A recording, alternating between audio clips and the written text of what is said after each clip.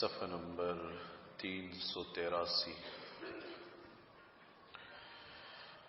اعوذ باللہ من الشیطان الرجیم، بسم اللہ الرحمن الرحیم۔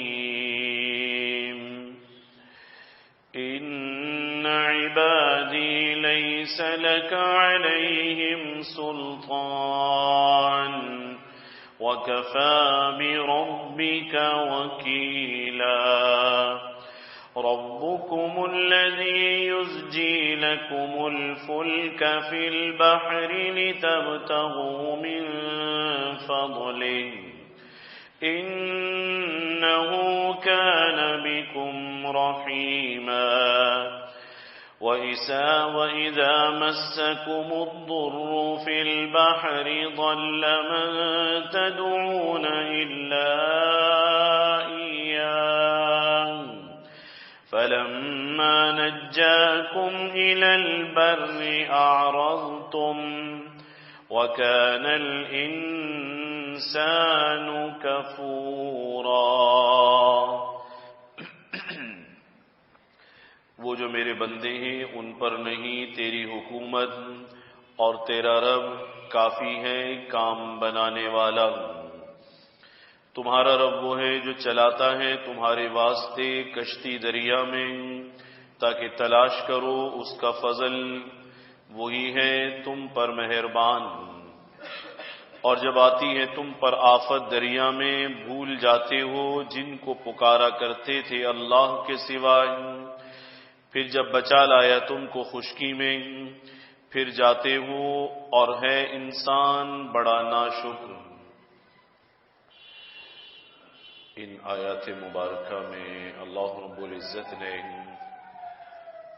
اپنے بعض انعامات کا ذکر فرمایا ہے۔ وہ انعامات جو ذات باری تعالی کی جانب سے بندوں پر فرمائے گئے ہیں۔ اس سے پہلے گزشتہ درس میں حضرت آدم علیہ السلام کی تخلیق کا واقعہ بیان ہو چکا ہے، اور اسی واقعے کے ضمن میں یہ بات بھی بیان ہو چکی ہے کہ ذات باری تعالی نے جب حضرت آدم علیہ السلام کو بنانے کا ارادہ کیا، پیدا کرنے کا ارادہ کیا، تو فرشتوں کو اس بات کا حکم دیا گیا اسجدوا لآدم، کہ دیکھو میرا حکم یہ ہے کہ جب میں آدم کو بنا لوں اور اس میں روح ڈال دوں تو تمہارے لیے حکم یہ ہے کہ تم آدم کے آگے سجدہ ریز ہو جانا، اسے سجدہ کرنا۔ اور پھر یہ بھی بیان ہو چکا کہ فسجد الملائکۃ کلہم اجمعون الا ابلیس، سب نے اللہ کے اس حکم کو پورا کر دیا، سب سجدہ ریز ہو گئے سوائے ابلیس کے کہ اس نے سجدہ نہیں کیا۔ اور پھر اس سے معلوم کیا گیا کہ تمہارے سجدہ نہ کرنے کی وجہ کیا ہے۔ اللہ کا حکم ہے، اور اللہ تعالی کا حکم سارے فرشتوں نے پورا کیا ہے، تو تم نے کیسے سرتابی کی ہے، کیسے مخالفت کی ہے؟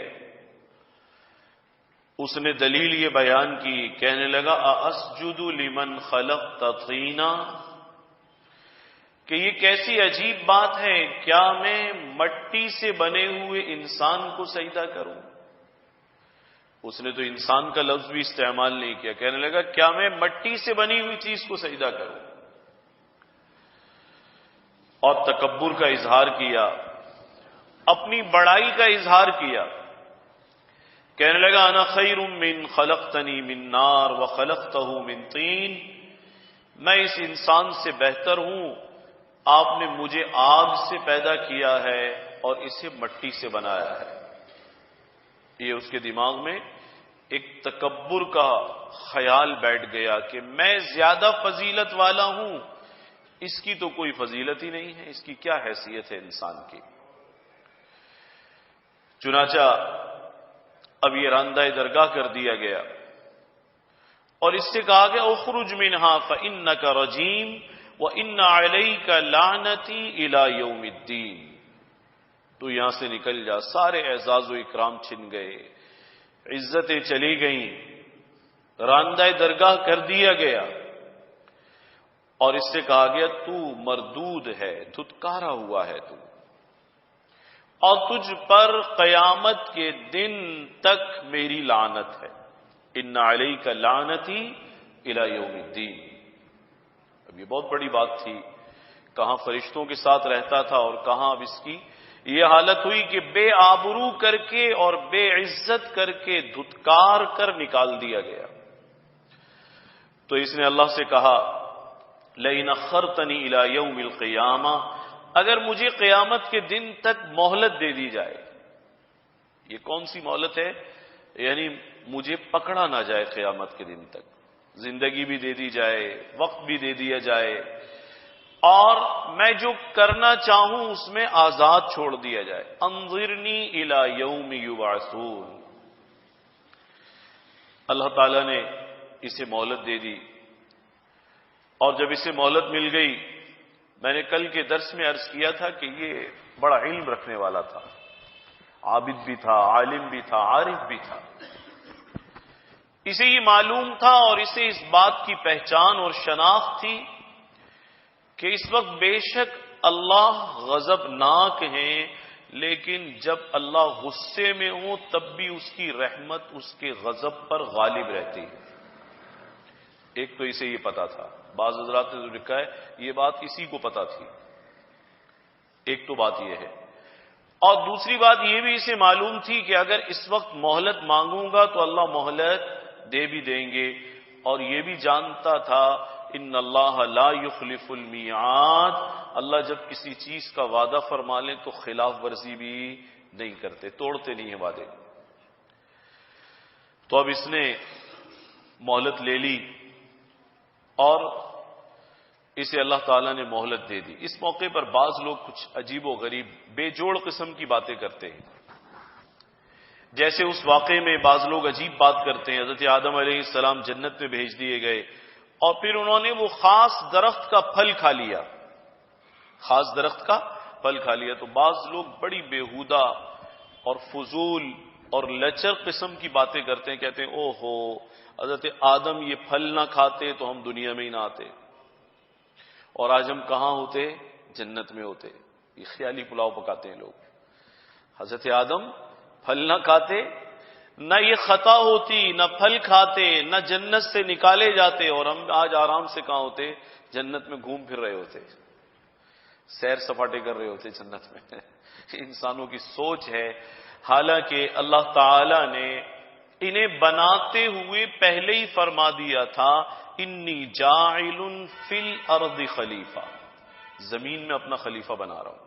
اس کا مطلب ہے زمین میں آنا تھا، اللہ کی جانب سے بہت ساری چیزیں طے شدہ تھی، یہ سب ہونا تھا۔ ایسے ہی بعض لوگ یہاں اس موقع پر کہتے ہیں اللہ نے شیطان کو کیوں مہلت دی، شیطان کو کیوں مہلت دی؟ یہ بھی سمجھنے والی بات ہے، اس کھٹک کو بھی دماغ سے نکال دیں تو اچھی بات ہے۔ اچھا اگر اللہ مہلت نہ دیتے تو پھر کیا ہوتا؟ تو لوگ عجیب عجیب باتیں کرتے، کہتے ہیں اگر اسے مہلت نہ ملتی، پکڑ کر جہنم میں پھینک دیا جاتا تو ہماری جان چھوٹ جاتی، ہم گناہ نہ کرتے، تو ہم گناہ نہ کرتے۔ اچھا آپ اگر شیطان نہیں ہوگا تو گناہ نہیں کریں گے؟ رمضان میں شیطان کہاں ہوتا ہے؟ رمضان میں یہ شیطان جہنم میں سلسلۃ الشیاطین، حدیث شریف میں آتا ہے، صحیح حدیث میں، کہ رمضان میں اللہ تعالی شیاطین کو بیڑیاں ڈال کر جکڑ لیتے ہیں اور جہنم میں پھینک دیے۔ ایک مہینہ تو یہ نہیں ہوتا، ایک مہینہ گناہ نہیں ہوتے کیا؟ اس ایک مہینے میں ہم بدنظری بھی کرتے ہیں، اس ایک مہینے میں اللہ معاف فرمائے زانی زنا بھی کرتے ہیں، راشی اس ایک مہینے میں بھی رشوت لیتے رہتے ہیں، حتیٰ کہ بعض محکموں سے اطلاع آتی ہے عام دنوں میں جو رشوت کا ریٹ ہے وہ رمضان میں چڑھ جاتا ہے کہ عیدی کے نام پر اور بھی دو. ایسے ہی ہے نا، عیدی کے نام پر ابھی اور رشوت دو. تو اب یہ شیطان نہیں ہے، لیکن آپ کیا کر رہے ہیں؟ آپ کیا کر رہے ہیں؟ اس کا مطلب یہ سارا ملبہ شیطان پر ڈالنا صحیح نہیں ہے. دیکھیں اللہ تعالیٰ نے ہمیں عقل و شعور عطا فرمایا ہے. میں نے کل عرض کیا تھا اللہ نے صرف شیطان کے رحم و کرم پر ہمیں نہیں چھوڑ دیا، ہمیں عقل عطا فرمائی ہے، شعور عطا فرمایا ہے، اللہ نے کتابیں بھیجی ہیں. 1,24,000 انبیاء علیہم السلام مبعوث فرمائے کم و بیش. یعنی انسانیت کی فلاح و بہبود کے لیے، ہدایت کے لیے، کامیابی کے لیے کوئی کسر چھوڑی نہیں ہے. کتنی کتابیں آئی ہیں، مشہور تو یہ 4 کتابیں ہیں، یہ 4 بڑی بڑی کتابیں ہیں، وگرنہ قرآن مجید سے معلوم ہوتا صحف ابراہیم و موسیٰ، چھوٹے چھوٹے صحیفے اور نبیوں کو بھی ملے ہیں. کتنے نبی آئے ہیں اور اللہ تعالیٰ نے ہر علاقے اور قوم کی طرف اپنا پیغام بھیجا ہے، پیغام پہنچایا ہے. تو شیطان کے رحم و کرم پر ہمیں نہیں چھوڑا. اللہ نے نشانیاں رکھی ہیں، معجزات دکھائے ہیں، اور بہت سارے دلائل سے اور قرائن سے ہمیں سمجھانے کی کوشش کی ہے. نشانیاں تو اتنی ہے کہ ہر چیز میں، ہر ذرے میں، آسمان میں اور زمین میں، ہر چیز میں اس کے وجود پر دلالت کرنے والی نشانی موجود ہے. تو اب یہ کہنا کہ بھئی شیطان کو اسی وقت پکڑ لیتے، اسے کیوں مہلت دے دی؟ یعنی نعوذ باللہ یہ کہنا چاہتے ہیں اللہ نے یہ مصیبت پیچھے لگا دی. یہ نہ ہوتا تو ہم شاید بہت اچھے کام کرتے. میں نے کہا رمضان میں یہ نہیں ہوتا تو ہم کون سے اچھے کام کرتے ہیں؟ پھر بھی خراب کام ہو رہے ہوتے ہیں. تو بات یہ نہیں ہے، بات یہ ہے کہ اللہ تعالی نے خیر اور شر کے دونوں جذبے ہمارے اندر ڈال دیے ہیں. فَأَلْهَمَهَا فُجُورَهَا وَتَقْوَاهَا. پھر یہ بھی بتا دیا قد افلح من زکاها وقد خاب من دساها. جذبے دونوں ہیں لیکن فیصلہ کرنے کے لیے عقل کی ترازو ہے. حضرات انبیاء علیہم السلام کی رہنمائی ہے، اللہ کی کتابوں کے ذریعے رہنمائی ہے، آیات بینات کے ذریعے رہنمائی ہے، معجزات کے ذریعے رہنمائی ہے. چپے چپے میں نشانیاں چھوڑ دی ہیں. اس کے بعد ہمیں یہاں بھیجا ہے، دیکھو یہ صحیح ہے، اس راستے پر چلو گے تو جنت ٹھکانہ ہے اور یہ انعام ملے گا، اور اگر اس راستے پر چلو گے یہ غلط ہے، اس کا انجام بڑا خراب ہوگا. سب کچھ سمجھا دیا ہے نا. آج اگر کوئی گناہ کرتا ہے، رشوت لیتا ہے، سود کھاتا ہے، حرام خوری کرتا ہے، شراب پیتا ہے، چوری کرتا ہے، تو ایسا نہیں ہے کہ وہ چوری کو اچھا سمجھ کے کرتا ہے. اچھا سمجھ کے کرتا تو پھر سرے عام کرتا، چھپ کر کرتا ہے. وہ زنا چھپ کر کرتا ہے. شراب پیتا ہے لیکن پسند نہیں کرتا کہ میرے بچوں کو پتہ چلے میں شرابی آدمی ہوں. ایسے ہی ہے نا. تو اس کا مطلب یہ ہے اتنی نشانیاں اور ہدایت کے اتنے ذرائع ان انسانوں تک بھیج دیے گئے ہیں، اگر سمجھنا چاہے تو بہت کچھ سمجھ سکتا ہے. ہاں سمجھ بھی رہا ہے، جانتا بھی ہے، لیکن ستم یہ ہے کہ مانتا نہیں ہے، یہ مانتا نہیں ہے. اسی لیے بعض لوگوں کی ایک عادت ہوتی ہے، وہ کہتے ہیں ہم سے تو شیطان نے یہ کام کرا دیا، ہم سے شیطان نے یہ کام کرا دیا. یعنی گناہ کیا اور اس کے بعد اس گناہ کو قبول نہیں کرتے، گناہ کو قبول نہیں کرتے. تو دیکھیے ایک آیت مبارکہ میں نے کل بھی پڑھی تھی، آج پھر یہیں سے شروع کیا درس. ان عبادی لیس لک علیہم سلطان. اللہ فرما رہے ہیں شیطان نے تم سے دشمنی کا بھی اعلان کیا ہے، گمراہ بھی کرے گا، پیچھے بھی لگے گا. لیکن ایک بات یاد رکھنا، تمہارے رب نے تم پر اسے اختیار نہیں دیا، زور نہیں دیا. ایسا نہیں ہے کوئی مسجد آنا چاہے یہ ہاتھ پکڑے اور اس کو گناہ کے اڈے پر لے جائے، تم کیسے مسجد جا سکتے ہو، ایسا نہیں ہے. ان عبادی لیس لک علیہم سلطان. اللہ نے بتا دیا اسے میرے بندوں پر تجھے کوئی زور حاصل نہیں ہے. صرف وسوسہ ڈال سکتا ہے، بہکا سکتا ہے، دل میں خیال ڈال سکتا ہے، مائل کر سکتا ہے. عورت جا رہی ہے تو اس کی طرف مائل کرے گا، نامحرم کی طرف مائل کرے گا، حرام مال کے کمانے کی طرف مائل کرے گا، لیکن لقمہ حرام کا حلق میں نہیں اتار سکتا. یہ لقمہ حرام کا حضرت انسان خود اٹھائے گا. یہ نہیں کہہ سکتے کہ سارا کام ہی شیطان ہم سے کرا رہا ہے. نہیں بھائی نہیں، ایسا نہیں ہے، بلکہ بہت ساری چیزیں ایسی ہیں کہ ہم اپنے منشا اور مرضی سے کر رہے ہیں، اپنی مرضی سے کر رہے ہیں. تو اللہ نے اسے اختیار نہیں دیا، بلکہ اختیار ہمیں دیا ہے. اختیار ہمیں دیا ہے. بعض چیزوں میں اللہ تعالیٰ نے ہمیں مجبور محض بنایا ہے. مثال کے طور پر دنیا میں کون کب آئے گا اس میں اس کا کوئی دخل نہیں ہے. کوئی دخل ہے بھلا؟ کوئی ڈیٹ بتا سکتا ہے کہ یا اللہ فلاں زمانے میں یا فلاں سال میں یا فلاں صدی میں مجھے دنیا میں بھیج دیجئے؟ اس میں کسی کا دخل نہیں ہے. دنیا سے جانا کب ہے اس میں کسی کا دخل نہیں ہے. اس میں کسی کا دخل نہیں ہے. اگر اللہ نے بیمار کرنا ہے تو بیماری کو یہ روک نہیں سکتا. آفت لکھی ہے تو اللہ کی جانب سے آئے گی، خیر لکھی ہے تو اللہ کی جانب سے ظاہر ہو کر رہے گی. لیکن بھائی روز مرہ کے کاموں میں، اعمال میں، صالحہ اعمال ہوں یا سیئہ اعمال ہوں، اعمال صالحہ یا اعمال سیئہ، اچھے کام کرنے ہیں یا برے کام کرنے ہیں، میرے عزیزو اس میں ہمیں اختیار دیا گیا ہے. اس میں اختیار دیا. آپ نے وضو کیا، استنجا کیا، وضو کیا، مسجد تک چل کر آئے ہیں، اپنے اختیار سے آئے نا. اگر کوئی یہ کہے کہ آپ مسجد آئیں، آپ تھوڑی آئیں، آپ کو تو کوئی ہانک کر لایا ہے، زبردستی لایا ہے، تو آپ کہیں گے نہیں بھائی میں نے خود کام کیا ہے. ایسی بات نہیں ہے. ٹھیک ہے اللہ تعالیٰ کی توفیق تھی لیکن مرضی تھی میری. محسوس ہوتا ہے نا مرضی ہماری. ایسے ہی اگر ہم برائی کر رہے ہیں تو یہ نہیں کہہ سکتے کہ شیطان نے کرا دی، بلکہ یہاں بھی ذمہ داری قبول کرنی ہوگی میں نے کی ہے، یہ غلط کام میں نے کیا ہے. جس طرح سے کبھی کبھی ایک مضمون اور آتا ہے، وہ مضمون ہی آتا ہے، بعض لوگ کہتے ہیں کہ ہم نے گناہ اس لیے کیا کہ اللہ نے لکھا تھا. یہ دونوں باتیں ایک دوسرے کے قریب قریب ہیں. بھائی ہم کیا کریں، اللہ نے ہمارے لیے تو حرام ہی لکھ دیا تھا. اچھا اللہ نے رشوت لکھی تھی تمہارے لیے؟ کہتے ہیں اللہ نے حرام لکھا تھا ہمارے لیے. ہاں اللہ نے تو حرام کو پسند ہی نہیں کیا، وہ بندوں کے لیے حرام کیوں لکھے گا؟ اللہ نے حرام کو پسند کیا ہے، منع کیا ہے اس سے. لقمہ حرام سے اللہ نے منع کیا ہے، حرام کھانے سے منع کیا ہے، کسب حرام سے منع کیا ہے، کسی کا حق مارنے سے منع کیا ہے، رشوت اور سود سے منع کیا ہے. تو یہ تو سمجھ میں نہیں آتا کہ اللہ نے حرام لکھا اور تم بھی کھاتے رہے آرام سے. لکھا ہی اللہ نے حرام ہے، ہم کیا کر سکتے ہیں؟ جیسے یہ کہنا ٹھیک نہیں ہے کہ میں نے نہیں کیا شیطان نے کرا دیا ہے، یہ بھی ٹھیک نہیں ہے بات. نہیں، دخل تو ہے ہمارا، اختیار ہمارا ہے. برائی کا انتخاب ہم خود کرتے ہیں، اس راستے کی طرف ہم خود چلتے ہیں، قدم بھی ہم از خود اٹھاتے ہیں. ایسے ہی یہ بھی بڑی غلط فہمی لوگوں میں پائی جاتی ہے.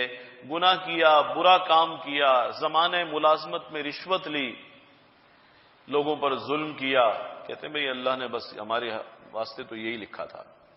تو ایک بات اچھی طرح سے طے ہے، اللہ تعالیٰ نے کسی کے لیے حرام نہیں لکھا. وہ جو نامہ وہاں تقدیر نامے میں یہ لکھا ہوا ہے کہ یہ حرام کھائے گا، اس کا مطلب یہ ہے یہ اپنی بدعملی کی وجہ سے کھائے گا. ذمہ دار یہ ہے، اللہ ذمہ دار نہیں ہے. اگر اللہ تعالیٰ ذمہ دار ہوتے تو آخرت میں اس کی پکڑ بھی نہ ہوتی. ہوتی پکڑ آخرت میں؟ پکڑ بھی نہ ہوتی. یہ کہتا ہے یا اللہ جیسے مجھے آپ نے جو چیز لکھ کر بھیجی تھی میں تو بس وہی کھاتا رہا، حرام ہی حرام آپ نے لکھا تھا، ہم بھی حرام ہی کھاتے رہے. ایسا ہرگز نہیں ہے.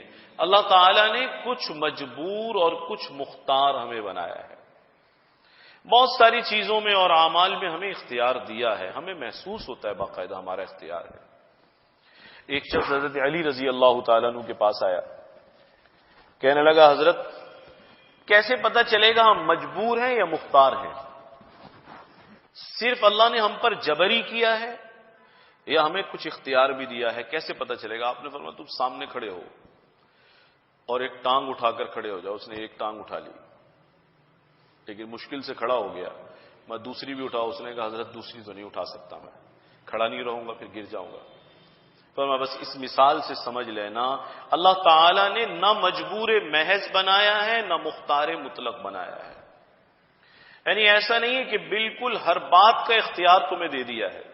میں نے عرض کیا بہت ساری چیزیں جن کا ہمارے پاس اختیار نہیں ہے، ہم چاہیں بھی تو اپنی مرضی نہیں کر سکتے۔ کوئی طے کر سکتا ہے کہ میں فلاں دن مروں؟ کوئی بھی طے نہیں کر سکتا۔ کوئی طے کر سکتا ہے کہ آفت نہ آئے؟ نہیں طے کر سکتا۔ اور کوئی طے کر سکتا ہے کہ بیمار ہوں تو ضرور شفا مل جائے، لیکن اچھا کام کرنا ہے اس کا اختیار ہے، برا کام کرنا ہے اس کا اختیار اس کے پاس موجود ہے۔ تو فرمایا بس تو سمجھ لے اللہ نے تجھے کچھ اختیار بھی دیا ہے اور کچھ چیزوں میں تجھے اختیار دیا بھی نہیں۔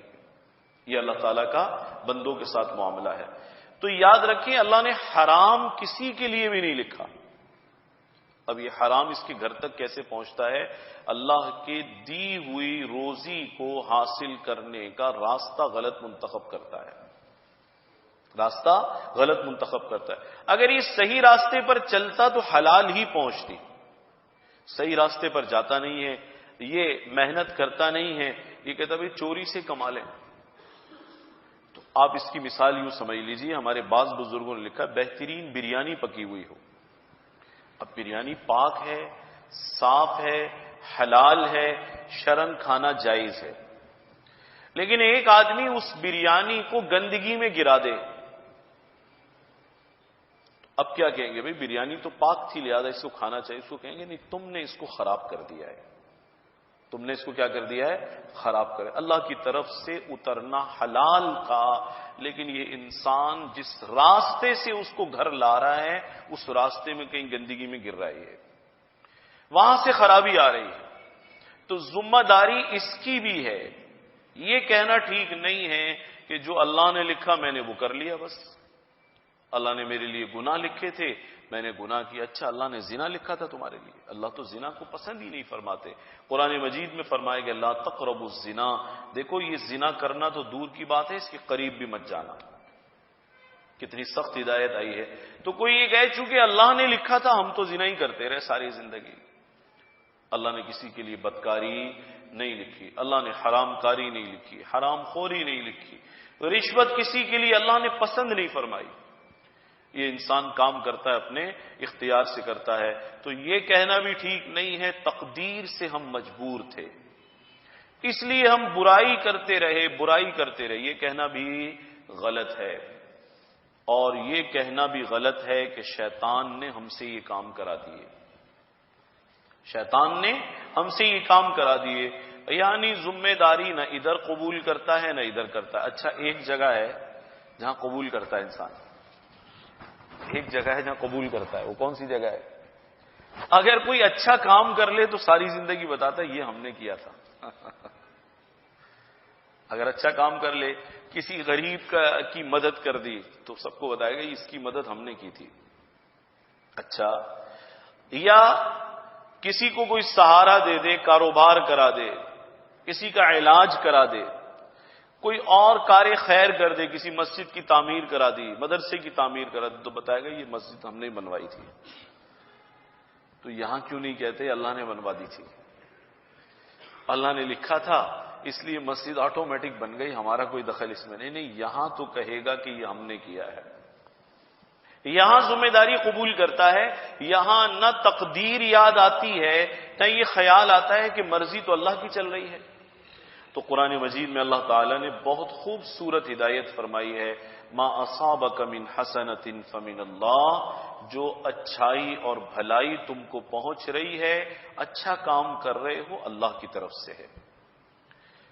اور فرمایا کہ وما اصابک من سیئۃ فمن نفسک، اور جو برا کام ہو رہا ہے تم سے سرزد ہو رہا ہے تو یوں کہو یہ میری وجہ سے۔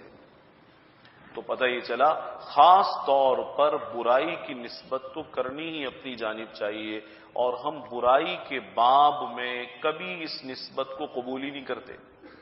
نہ کہتے ہیں ہم نے تو اچھا کام کیا ہے، یہ سارے اچھے کام ہم نے کیے، ساری دنیا کے اچھے کام ہم ہی کر رہے ہیں، یہ تو ہم کہتے ہیں۔ لیکن اپنے ذات سے سرزد ہونے والی بدکاریوں کو ہم قبول نہیں کرتے.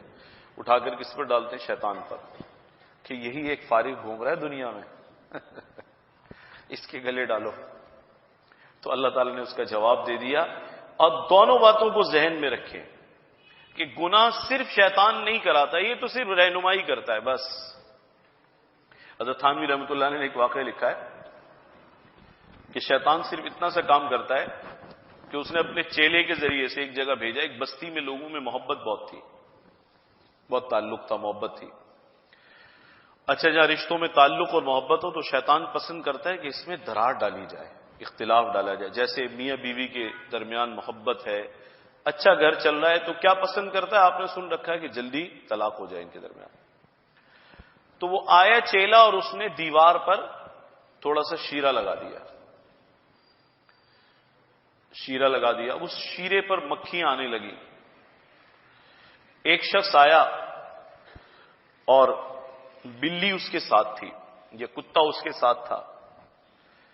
تو جب مکھی آ کر بیٹھنے لگی تو چھپکلی اس کی طرف لپکی. اب دیوار ساتھ ہے، نیچے سامنے گاہک کھڑے ہوئے ہیں، تو اس مکھی کے پاس جب چھپکلی آنے لگی کھانے کے لیے تو یہ بلی یا کتا جو بھی تھا یہ اس پر لپکا. یہ اس پر لپکا. جب اس پر لپکا تو اس کا کوئی کنستر یا کوئی چیز تھی وہ گر گئی. یہ اس میں گرا، وہ گر گئی. اب اس نے یہ کام کیا کہ اس کے جانور کو مار دیا دکاندار نے. بھئی تم نے اس کو سنبھالا کیوں نہیں؟ اس نے دیکھا کہ یہ تو میرا پالتو جانور تھا، یہ تو بڑی زمانے سے میرے ساتھ تھا، تو اس نے اسے کیوں مارا؟ اس نے اٹھا کر یہ جو باٹ ہے اسے دے مارا، اس کا سر پھاڑ دیا، وہ مر گیا. اب اس کے قبیلے کے لوگ آئے اور اس کے قبیلے کے لوگ آئے اور دونوں جانب سے وہ ہتھیار بند ہو گئے. حضرت نے لکھا ہے بہت سارے ادھر کے قتل ہوئے اور بہت سارے ادھر کے قتل ہوئے. بہت سارے ادھر کے قتل ہوئے اور بہت سارے ادھر کے قتل ہوئے. تو یہ جو اتنی سی چیز کے لگانے سے انسانوں کے قتل تک کا معاملہ ہے، اس میں اگر دیکھا جائے تو شیطان کا شیئر تو 0.5 بھی نہیں ہے. کتنا سا ہے اس کا حصہ؟ اور باقی حماقت کس کی ہے؟ انسانوں کی حماقت ہے کہ نہ اس نے معاملے کو ٹھیک سمجھا نہ اس نے ٹھیک سمجھا. اور پھر ستم یہ ہے کہ اس کے قبیلے والوں نے بھی نہیں دیکھا اور اس کے قبیلے والوں نے بھی نہیں دیکھا. ادھر سے بھی جانے گئیں، ادھر سے بھی جانے گئیں، یہاں بھی کتنی لاشیں گر گئیں، وہاں بھی کتنی لاشیں گر گئیں. تو سارے اعمال کا ذمہ دار شیطان نہیں ہے، وسوسہ ڈالتا ہے، بس شیرہ لگاتا ہے. اس کی مثال یوں سمجھ لیجیے. اس کے بعد جتنی منازل گناہ کی طے کرتا ہے، جہاں تک آگے بڑھتا ہے، یہ انسان اپنی مرضی سے آگے بڑھتا ہے. نہ اسے تقدیر پر ڈالنا صحیح ہے اور نہ ہی شیطان پر ڈال کر اپنے آپ کو بری الذمہ قرار دینا صحیح ہے.